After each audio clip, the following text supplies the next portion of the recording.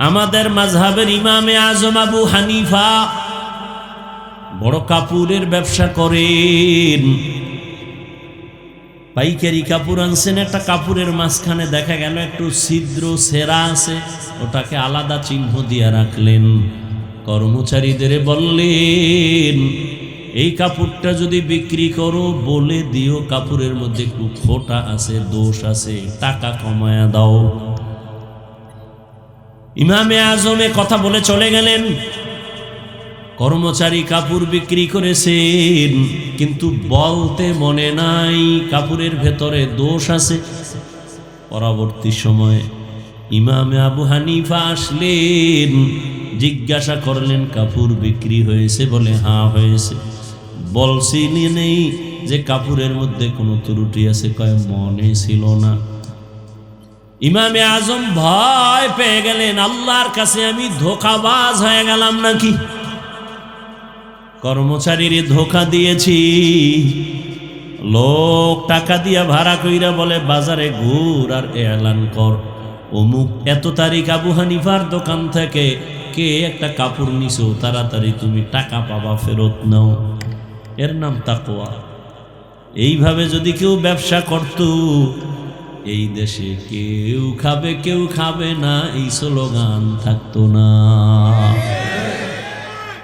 কেউ বিদ্যুৎ গেছে টেরই পায় না, আর কেউ বিদ্যুৎ আইছে বলতেই পারে না। মানুষ তেল পায় না, পেঁয়াজ পায় না, রসুন পায় না, আবার অনেক জায়গায় গুদামজাত করে রাখছে, পেঁয়াজ পয়সা যাইতেছে, মানুষ পেঁয়াজ পায় না। অথচ ব্যবসার মধ্যে কত বরকত।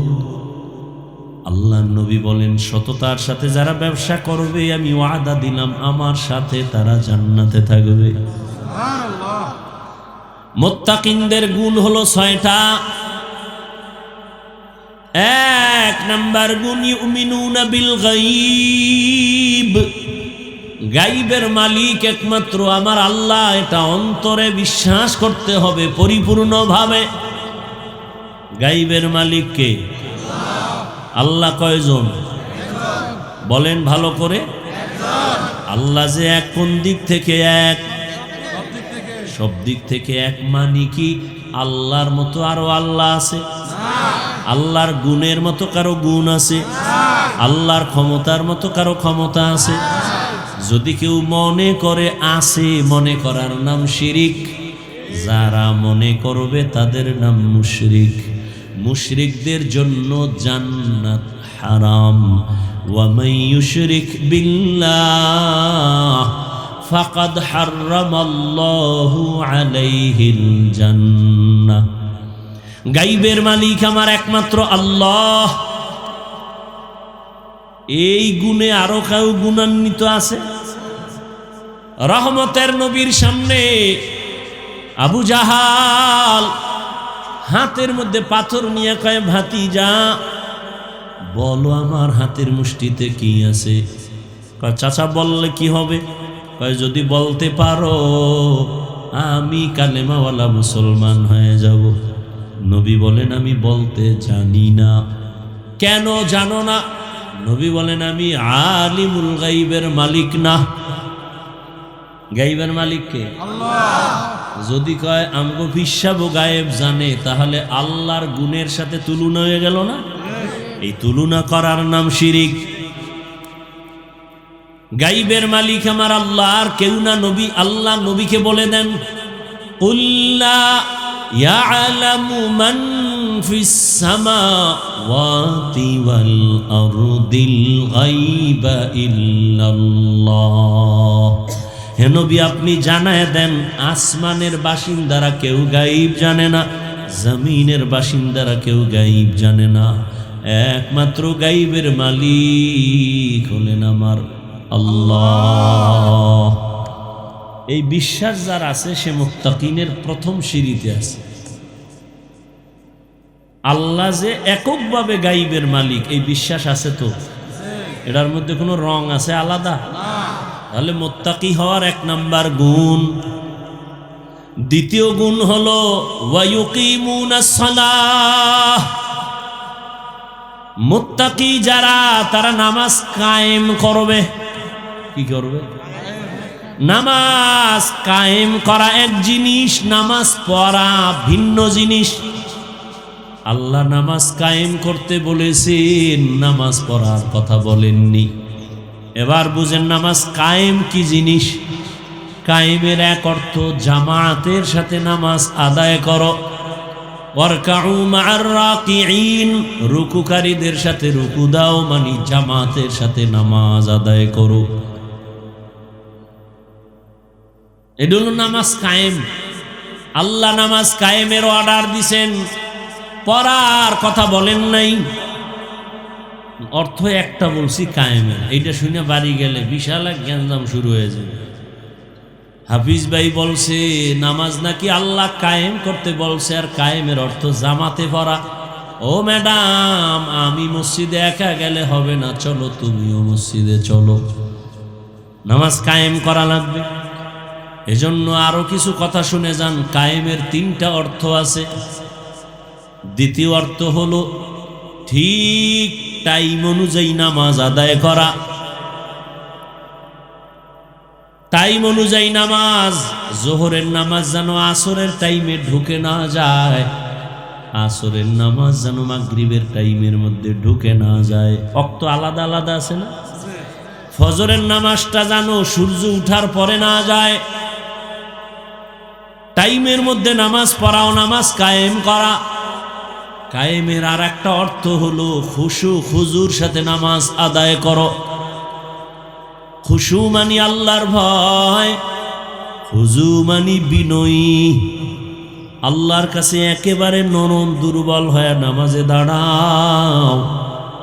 একজন মামলার আসামি যখন বিচারকের সামনে দাঁড়ায়, তার শরীরে কোনো শক্তি থাকে না, শরীরটা কাঁপতে থাকে। বিচারক না জানে আমার রায়টা কোন দিকে দেয়, ভয়।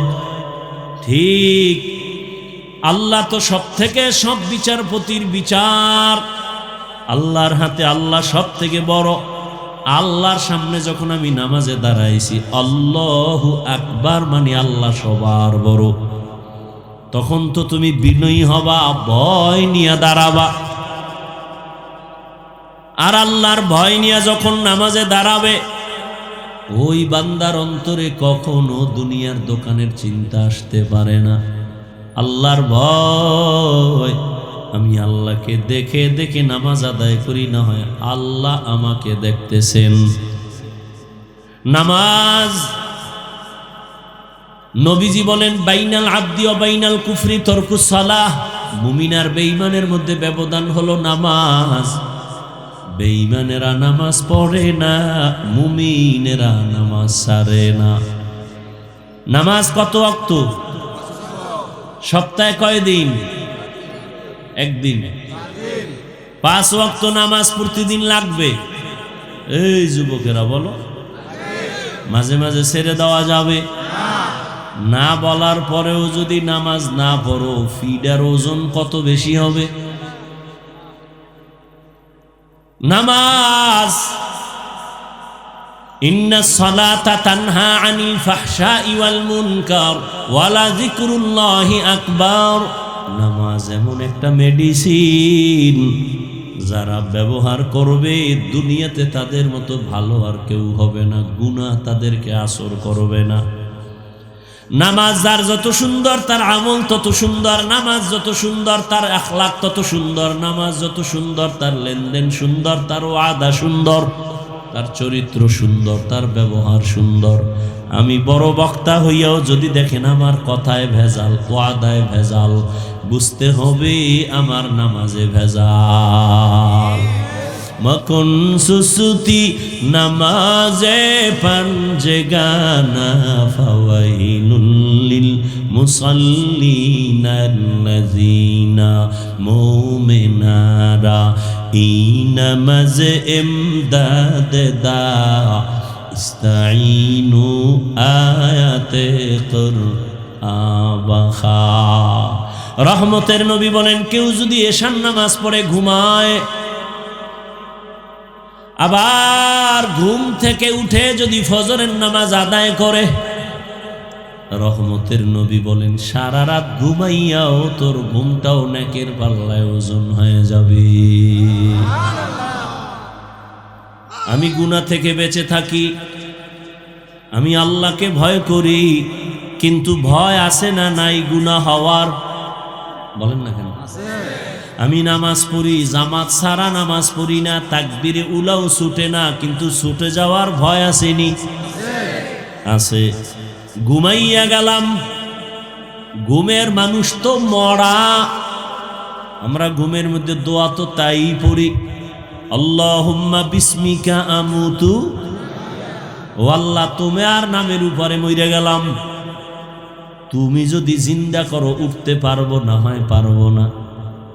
ঘুমের মধ্যে তো মরে গেছি, আজানও শুনি না। কেমন ঘুমে মরা। সরে আইসা আমার আপনাদের অনেক বাড়ির ম্যাডামের কানের অলংকার সিরিয়াল হয়ে গেছে, টের পায় না, মরা। সব নিয়ে গেছে, খবর নাই। তাহলে আল্লাহ পাক তার নামের উপরে আমরা ঘুমায় গেলাম, ফজরটা যদি উঠতে না পারি কাজা হয়ে যাওয়ার সম্ভাবনা আছে না নাই? আল্লাহ কয় যারা মুত্তাকি, আমি কোরআন দিলাম তাদের হেদায়াতের জন্য। তার প্রথম ব্যাখ্যা, আমি ইস্তেকামাতের মাকাম দান করব, লাইন থেকে যেন পইরা না যায়, দইরা থাকতে পারে। আমি আল্লাহ কুদরতিভাবে তারে এমনভাবে শক্তি দিব যে হকের উপরে মজবুত হয়ে চলতে পারবে। এই মুত্তাকিনদেরকে হেদায়াতের এক ব্যাখ্যা। ইস্তেকামাতের মূল্য কত? আল ইস্তেকামাতু খায়রুম মিন আলফি কারামাহ। খাঁটি আল্লাহওয়ালার 1000 কারামত, এর থেকেও ইস্তেকামাতের মূল্য বেশি। দ্বিতীয় জবাব, হেদায়াত দিবেন মুত্তাকিনদেরকে, তার মানে আমার রব তার কুদরতি জিম্মায় মুত্তাকিনদেরকে জান্নাত পর্যন্ত পৌঁছাইয়া দিবে। এখন মুত্তাকি কে? এতক্ষণ কিন্তু সবাই বলে আল্লাহকে ভয় করি, ভয় করি, ভয় করি। মুত্তাকি কে?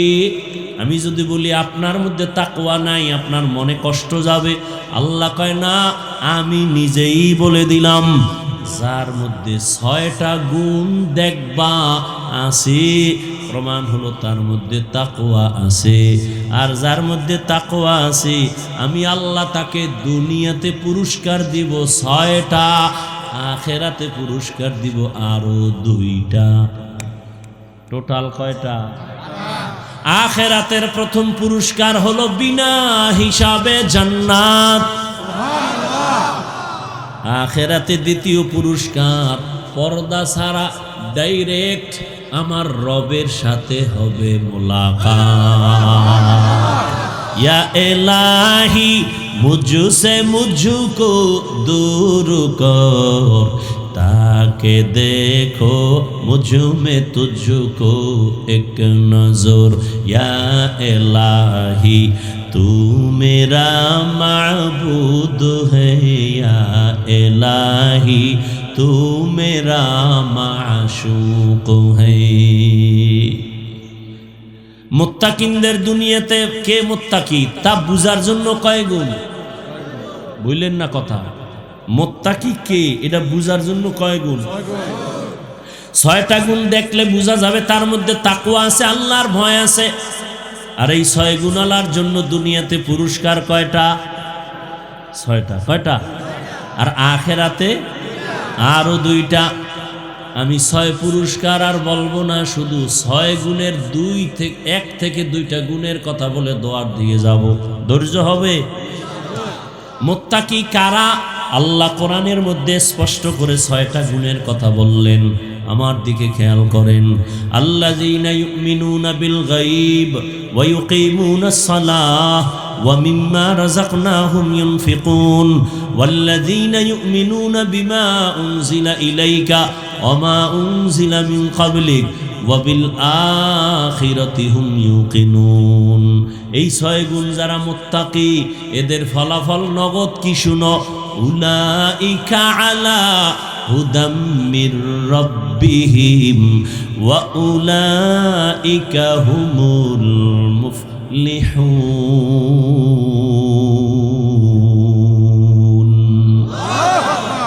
এরা হেদায়াত প্রাপ্ত, এরা বিনা হিসাবে জান্নাতি। আল্লাহ তাকওয়াওয়ালা জিন্দেগি আমাদের দান করেন। আল্লাহর ভয় কেমন তাকওয়া, আল্লাহর ভয় আর অগণিত নেক আমল নিয়েও কিয়ামতের দিন বিপাকে পড়ে যাবে। যেমন হাদিসে একটি ঘটনা আছে, কিয়ামতের দিন একজন আবেদ আল্লাহর আদালতে দাঁড়াবেন। কত বড় সে ইবাদত গুজার আবেদ। নবীজি বলেন লোকটা 500 বছর টানা আল্লাহর ইবাদতে কাটাইতেন। কিয়ামতের দিন আল্লাহ হাজির করবেন আদালতে আর বলবেন তুমি জান্নাত চাও? বলে অবশ্যই। তো জান্নাত যে চাও কিসের বিনিময়ে? আবেদ বলবে আল্লাহ 500 বছর ইবাদত করছি, এর বিনিময়ে। ও আমার রহমত লাগবে না? বলে রহমত কেন, 500 বছরের ইবাদত।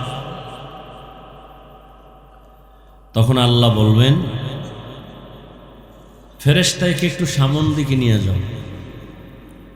যত সামনে যাবে তত জাহান্নামের আগুনের তাপ আসবে, শরীরে লাগবে, চামড়াগুলো পোড়া পোড়া অবস্থা হবে, পানির পিপাসায় কলিজা ছটফট করবে। তখন আল্লাহর বান্দা বলবে আমাকে একটু পানির প্রয়োজন। হাসরের মাঠে কেউ আমাকে পানি দিবে? একজন ফেরেশতাকে আল্লাহ মানবের আকৃতি দিয়া পানি নিয়ে পাঠাবেন। এক গ্লাস পানি নিয়ে ঘুরবে, পানি লাগবে কার? পানি। 500 বছরের ইবাদত করনেওয়ালা বলবে আমাকে দাও। বলে এটা বিনা শর্তে দেওয়া যাবে না। কি শর্ত? তার বিনিময়ে কিছু দিতে হবে। তোমার এক গ্লাস পানির বিনিময়ে কত? বলে 500 বছরের ইবাদত। ওই লোকটা পিপাসায় ছটফট করে বলবে বাইসে লই। ইবাদত পরে বলবে ঠিক আছে 500 বছরের ইবাদত দিলাম, পানি দাও। এক গ্লাস পানি পান করার পরে পিপাসা নিবারণ হবে না, বলবে আবার পানি। বলে আবার ইবাদত? কে ইবাদত নাই, কে পানিও নেই। তখন সেজদায় পড়ে যাবে, আল্লাহ মাফ করে দাও। এক গ্লাস পানির মূল্য যদি হয় 500 বছরের ইবাদত, কত শত গ্লাস পানি নিজে পান করেছে, কত পানি অপচয় করেছে। কিছু বুজুর্গ আমগো দেশে, কিছু কি বুজুর্গ, মূর্খ বুজুর্গ, এরা মসজিদে যায় কল ছাইরে দিয়ে মেসওয়াক গুতায়, আর ওদিক দিয়ে অজুর কলের পানি পড়ে। বুজুর্গ পাও ধুইতে পানি লাগবে অল্প, অপচয় পানি খরচ করে, লাগে না। এরপর হাত ধুইতে পানি লাগবে আধা গ্লাস, সেখানে অর্ধ জগের পানি শেষ। আল্লাহর কাছে প্রতিটি ফোঁটা জবাব দিতে হবে। তাহলে এই যে বললাম সওয়াব দিয়া করব কি, 500 বছরের ইবাদত দিয়া এক গ্লাস পানি পান করতে হলো কিয়ামতের দিন। হ্যাঁ, এরপরও যে সওয়াবের কাজ আমরা করি এর কবুলের কোনো গ্যারান্টি আছে? যারা নামাজ পড়ি, রোজা রাখি, পর্দা করি, হালাল খাই, আল্লাহর কাছে কোনো দিনের সেজদা কবুল হয়েছে? গ্যারান্টি? তাহলে এত বাহাদুরি কেন? আর যাদের কবুল হওয়ার গ্যারান্টি পাইছেন 10 জন সাহাবা টিকিট হাতে আসে জান্নাতে, এদের জীবনের আমল কি? কবুল। এরা গ্যারান্টি পাইয়াও মৃত্যু পর্যন্ত আজীবন কান্না কান্না কান্না কান্না। তাহলে তাদের তুলনায় আমগো তো গলায় রশি লাগায় সারা জীবন কান্না উচিত। কিন্তু কপাল খারাপ, নিজেও কাঁদি না, কেউ কান্না করলেও তা সহ্য করি না, পছন্দ করি না। আল্লাহ হেদায়াত দান করুন।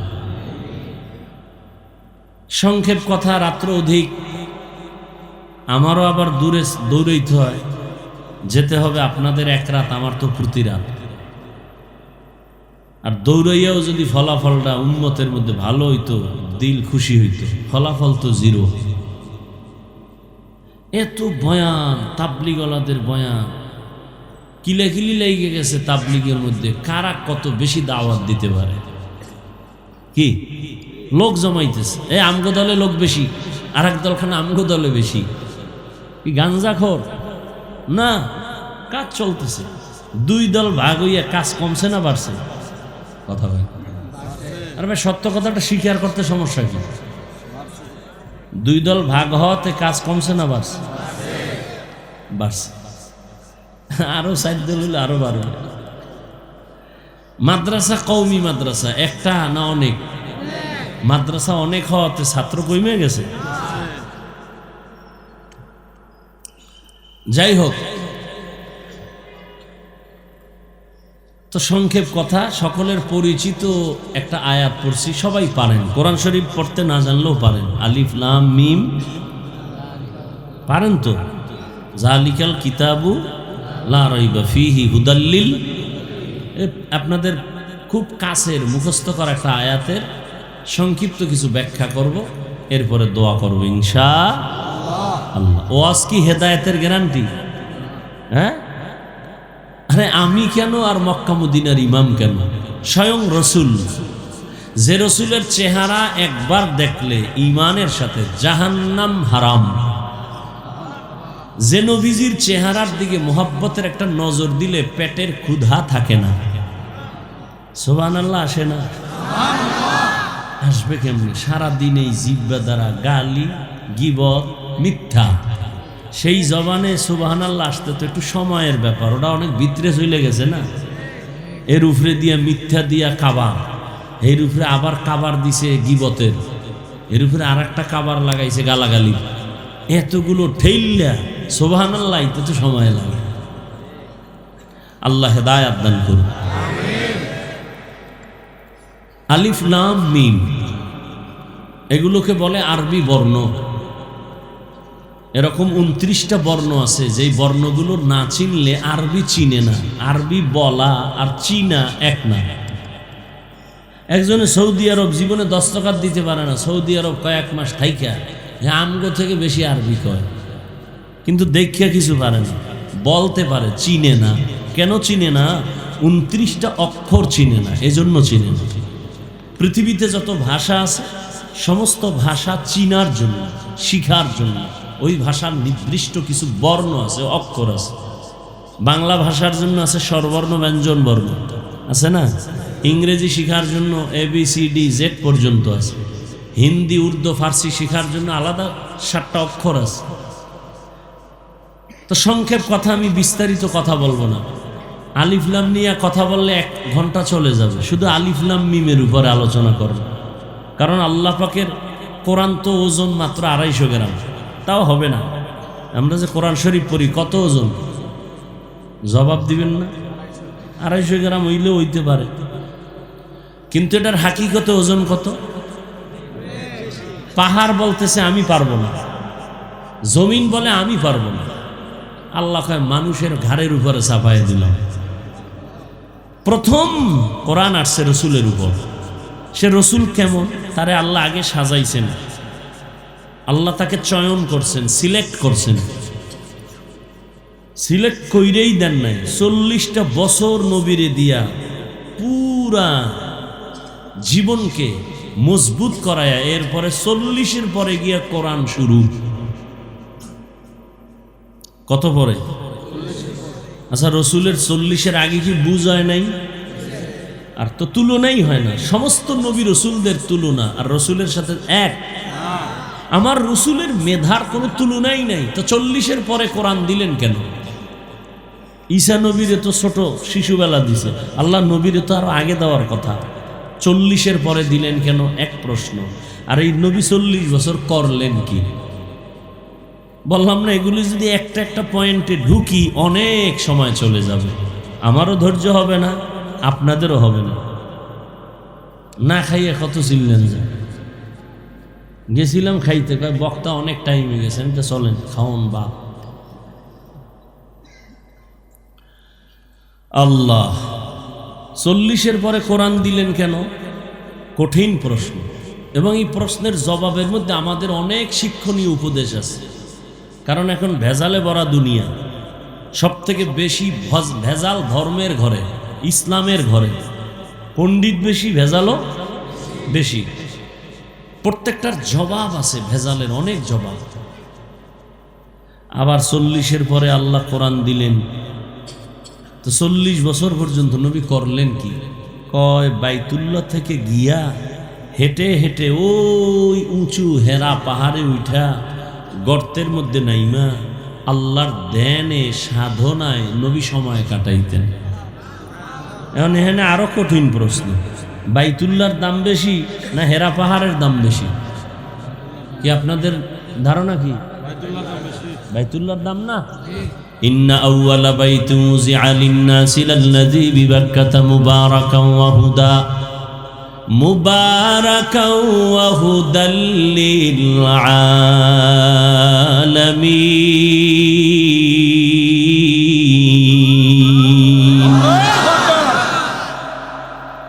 এই যে আল্লাহু আকবারটা বললেন, এটা কি ফ্যাশন? না, এখন তো সব ফ্যাশন হয়ে গেছে, স্টাইল।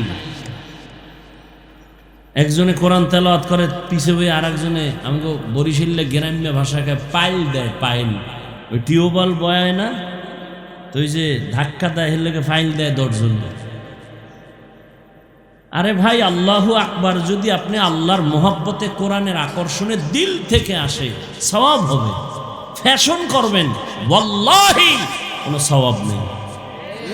ফ্যাশনের নাম ইসলাম নাকি? ফ্যাশন কেন, স্টাইল কেন? একজনে স্টাইল করে সালাম দেয়, আসসালামু আলাইকুম, স্টাইল। হুজুর কেমন আছে? তো হুজুরও স্টাইল বুঝে জবাব দিছে, শুকুর আলহামদুলিল্লাহ। হুজুর শুকুর বললেন কেন? শুকুর না বললেন? কপাল আমারটাও খারাপ, তোরটাও খারাপ। কেন? কয় আমার শুকুরের নক্তাটি তুই সালামে লাগাই দিস। সিনের নক্তা কই লাগাই দিছে?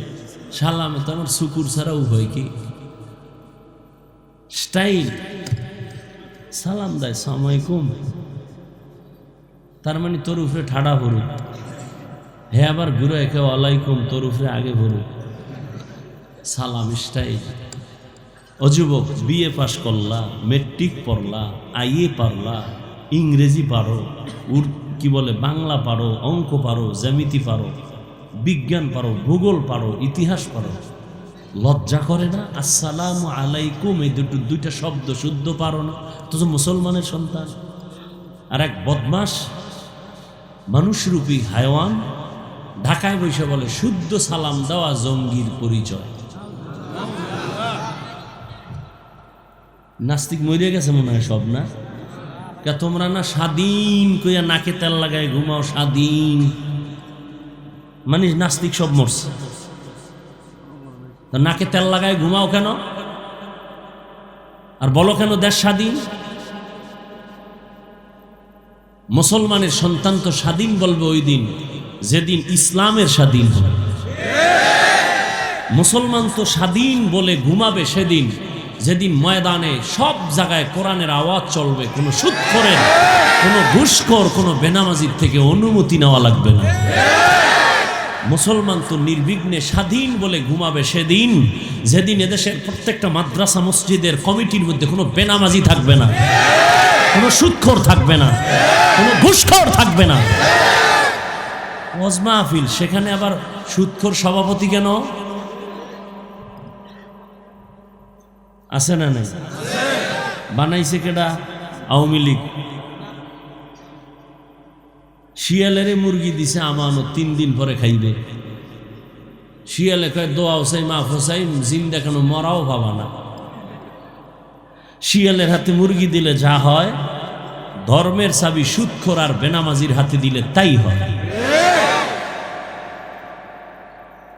আল্লাহ হেদায়াত দান করেন। বয়ান শুনবেন, এই উডোকা সাইরে দিম, আমিও যাই। তুই যাবি, আমার যাওয়া লাগবো না? তোর থেকে জরুরত আমার, না খাইয়া বইছি, টের পাস না? কি যাবি? তুই যা, আমিও যাই, উডি, দোয়া করমু।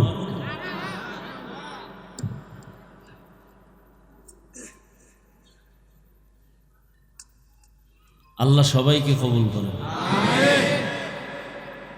কি এমার্জেন্সি হইলে আস্তে আস্তে যা, ধাক্কা ধাক্কি করিস না।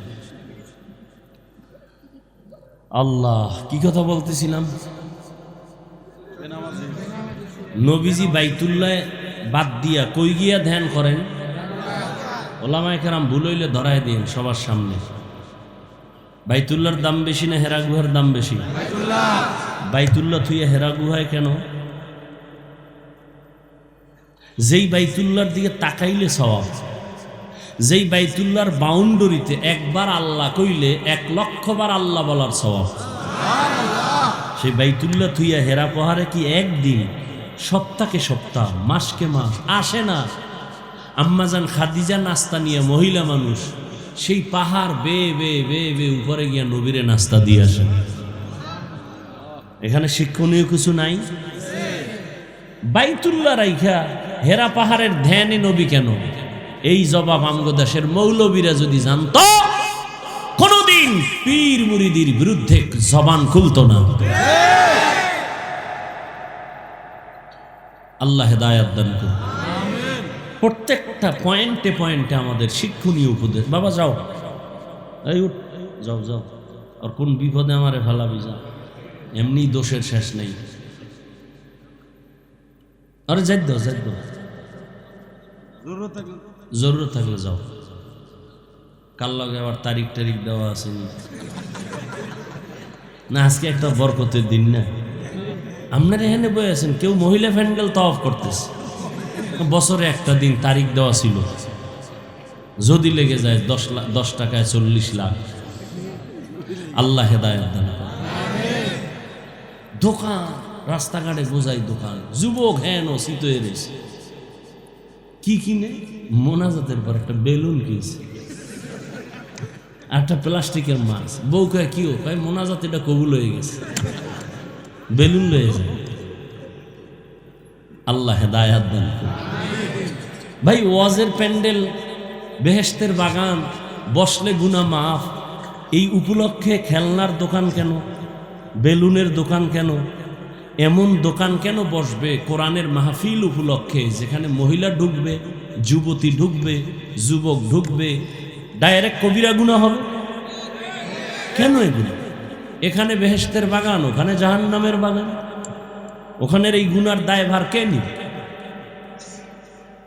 আমি বলে দিলাম হালকার উপরে, কিন্তু কঠিন চিন্তার বিষয়। বিষয়টা অনেক কঠিন একটা কথা। এখানে বেহেশতের বয়ান, পাও ধরে দূরে বয়ান করতেছে, না খাইয়া মানুষ কাঁদতেছে, আল্লাহ আমার মাফ করবেন, আর সেখানে গুনাহ হচ্ছে। যুবক যুবতী অবাধে ঘুরতেছে, স্পষ্ট তাজা তাজা কবিরা গুনাহ করতেছে। এর দায়ভার কে নিবে? কি হচ্ছে এগুলো? কে বলবে? কেউ তো বলেও না। আর বলবে কি? কেউ মানবে নাকি? খেলনার দোকান কেন? বেলুনের দোকান কেন? যুবক যুবতী অবাধে চলবে কেন? মাইকের আওয়াজ সারা এলাকায় যাইতেছে। বাংলাদেশে এখানে না, সব জায়গায় হালাত, সব জায়গায়। তবে উল্লেখযোগ্য একটা জায়গা আমি বাংলাদেশে পাইছি, লক্ষ লক্ষ লক্ষ মানুষ সেখানে থাকে, হাজারো শত দোকান আছে, একটা খেলনার দোকান নাই, বেলুনের দোকান নাই, লক্ষ লক্ষ মানুষ জিকির ফিকিরে থাকে। 3 দিন 4 দিন 5 দিন পর্যন্ত একটা মহিলা পাবেন না, ওই পুরা লক্ষ লক্ষ মানুষের প্যান্ডেলের ভেতরে একটা যুবতী মেয়ে পাবেন না, একটা বাচ্চা মেয়েও পাবেন না। কোথায় কোথায়? হ্যাঁ, এই জন্যই তো সর্বনাই খারাপ। এখন পর্যন্ত একটা টিস্যু কইলে আমি পারলো না, শুরু হইতে।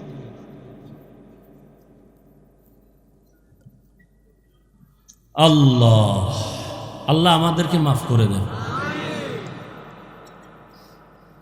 এবার আসেন, 40-এর পরে কোরআন কি হইল? আচ্ছা, আপনাদের জানা থাকলে বলেন তো, রসুলের কাছে কোরআন নাজিল হইছে কয়দিনে? খবর নেই, পাইছেন? কয় বছর? নবীর কাছে কোরআন আইতে 23 বছর কেন? নবীর কাছে কোরআন আসতে যদি 23 বছর লাগে, সেই কোরআন আপনি রাতারাতি পইরা মুফাসসির আছে না নাই? এত সোজা।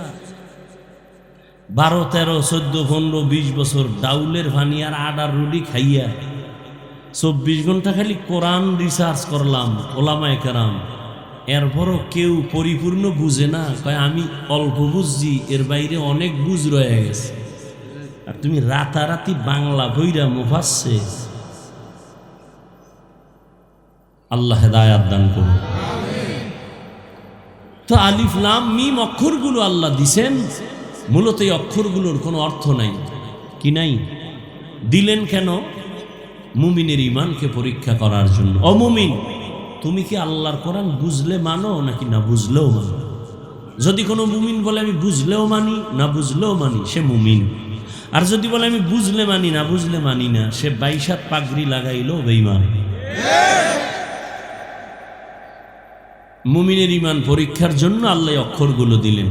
দ্বিতীয়, রসুল বলছেন, যে ব্যক্তি কোরআনের একটা অক্ষর পড়বে, মান কারাআ হারফাম মিন কিতাবিল্লাহ, যে একটা অক্ষর পড়বে আল্লাহ তাকে 10 নেক দান করবেন। হয় না? যদি আপনি মোহাব্বত নিয়ে পড়েন আলিফ লাম মিম, সাথে সাথে 30টা নেক পেয়ে যাবে। বাকি কোরআন বুঝতে পারলে তো আরো আলহামদুলিল্লাহ ভালো, আরো মজা। পড়তে পারলে মজা, পড়ার পরে অর্থ জানলে আরো মজা, তাফসির জানতে পারলে আরো মজা। চেষ্টা করা উচিত। কোরআন শিখেন, তরজমাও কিছু বাংলায় পড়েন। আপনার তো আর ওয়াজ করা লাগবে না, নিজে বুঝার জন্য পড়বেন। এবার আমি এখানে আর আলোচনা রাখবো না, সামনে আগাই। জালিকাল কিতাবু লা রাইবা ফীহি হুদাল লিল মুত্তাকিন। এই হুদাল লিল মুত্তাকিন, আল্লাহ এখানে বড় একটা কথা বলতেছেন। কি? আমি কোরআন দিলাম কেন? এর আগে কিন্তু অনেক কথা আছে, আমি বলবো না, শুধু আমি যে টার্গেট নিয়ে আয়াত পড়ছি ওদিকে যাই। আল্লাহ কোরআন কেন নাজিল করছেন? আল্লাহ বলেন মুত্তাকিনদের হেদায়াতের জন্য। মুত্তাকিন কারা? মুত্তাকি বলে যারা আল্লাহকে ভয় করে, যারা আল্লাহকে ভয় করে। এখন আমি যদি প্রশ্ন করি আপনারা কারা কারা আল্লাহকে ভয় করেন, সবাই হাত উঠাইবে না? কি কইবে? হুজুর আলহামদুলিল্লাহ, তুলনামূলক আপনাদের থেকে আমরা আল্লাহকে বেশি ভয় করি, নামাজ না পড়লাম ঈমান তাজা। কথা ঠিক না?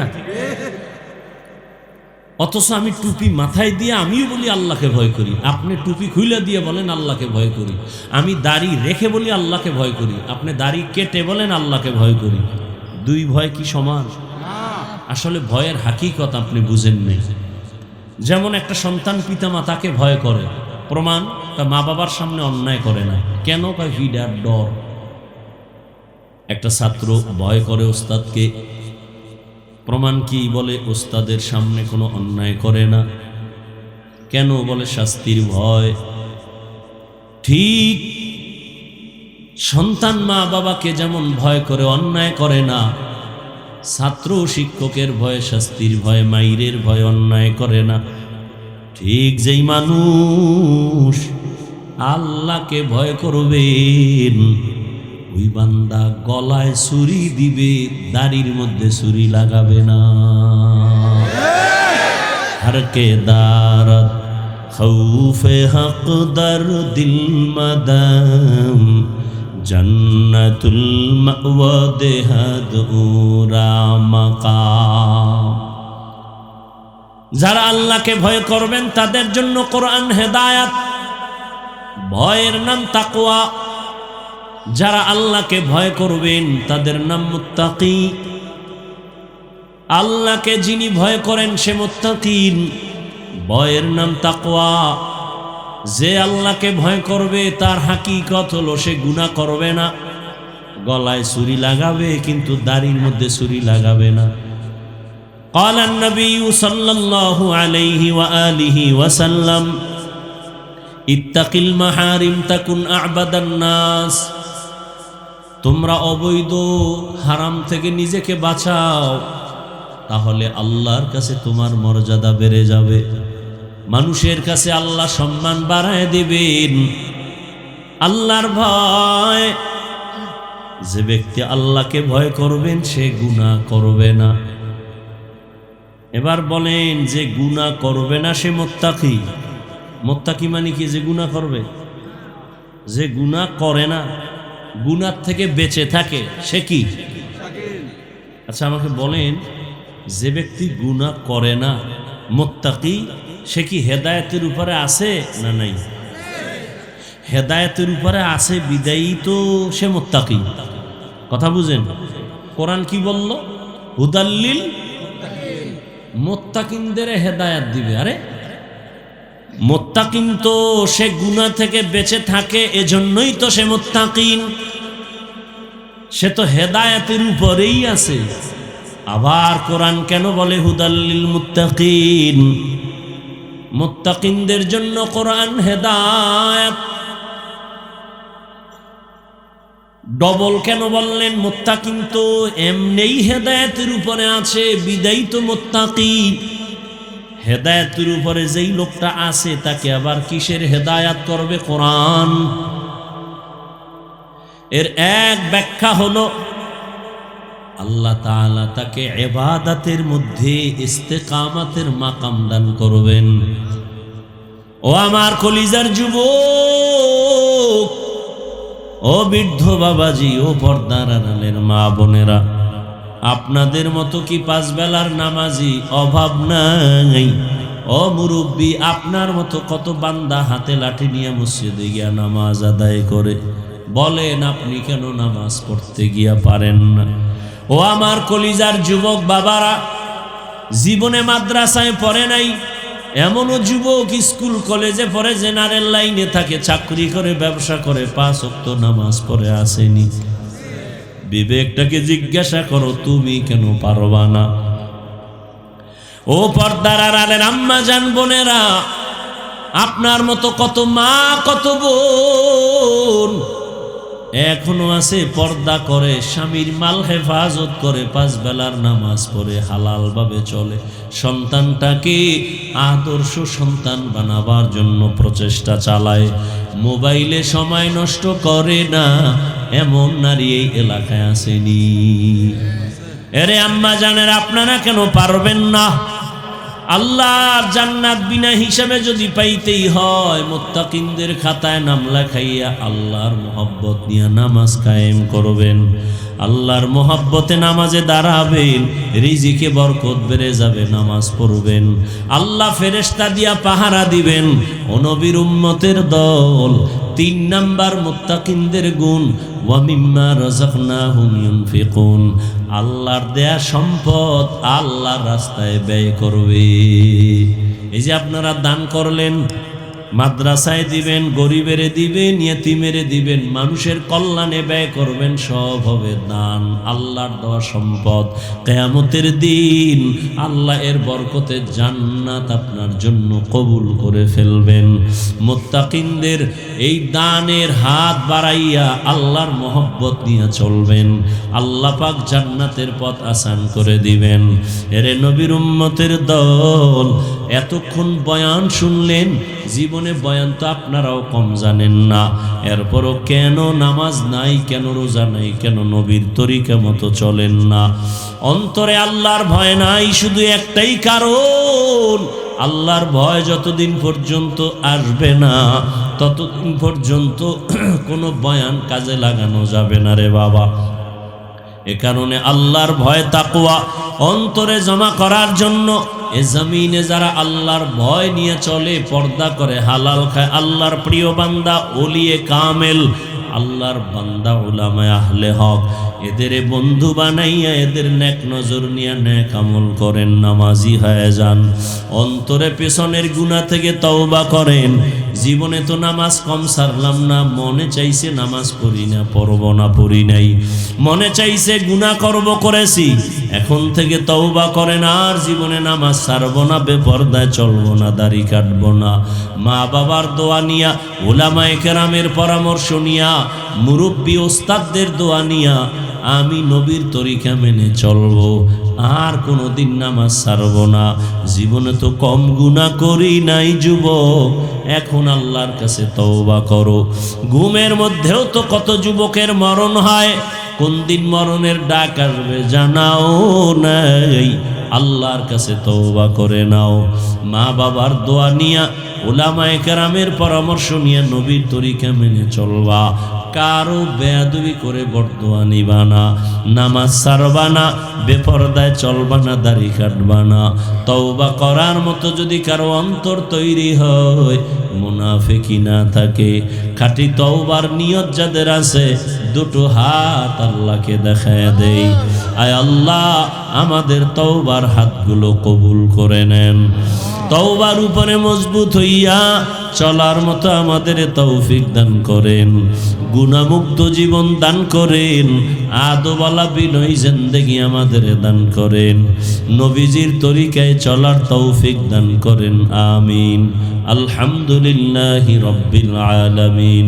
ওয়াসসালাতু ওয়াসসালামু আলা সাইয়্যিদিল আম্বিয়া ওয়াল মুরসালিন وعلى آله وأصحابه أجمعين يا أرحم الراحمين يا أرحم الراحمين يا أرحم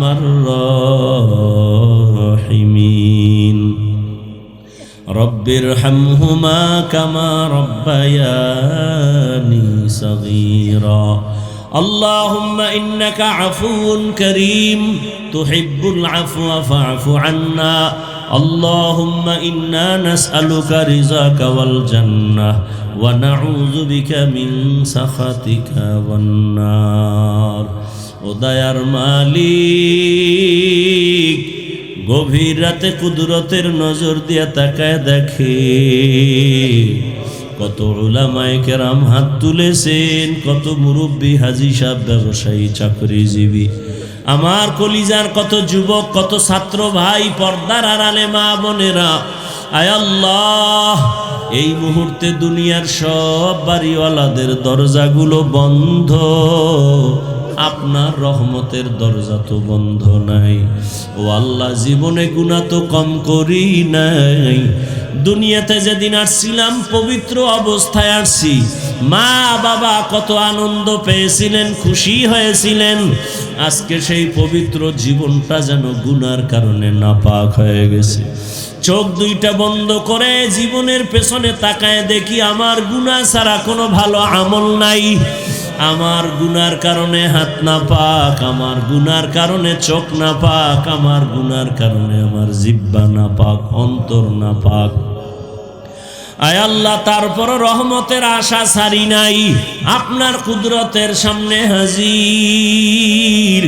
আমরা তওবার নিয়ত করে হাত তুলেছি, আর গুনাহ করব না রে আল্লাহ, আর আপনার নাফরমানি করব না, আর দাড়ি কাটবো না, আর বেপরদায় চলবো না, আর নামাজ ছাড়বো না, মা বাবার সাথে বেয়াদবি করব না, মুরব্বী ও শিক্ষকদের সাথে বেয়াদবি করব না, উলামায়ে কেরামের পরামর্শ দোয়া নিয়ে নবীর তরিকায় চলবো।